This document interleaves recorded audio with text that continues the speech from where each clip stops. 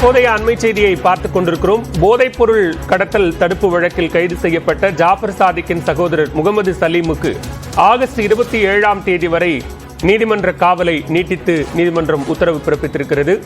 ஜாஃபர் சாதிக்கின் சகோதரர் முகமது சலீமுக்கு ஆகஸ்ட் 27 வரை நீதிமன்ற காவல் நீட்டித்து உத்தரவு பிறப்பிக்கப்பட்டிருக்கிறது. அண்மை செய்தியாக பார்க்கிறோம்.